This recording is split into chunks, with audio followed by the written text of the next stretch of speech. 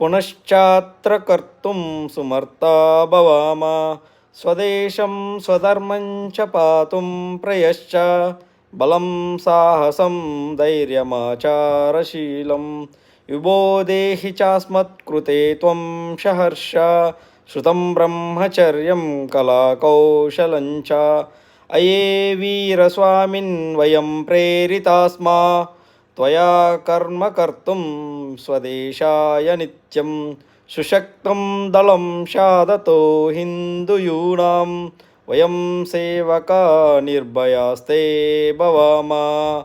బజరంగ్ బలికి జై. భారత్ మాతాకి జై.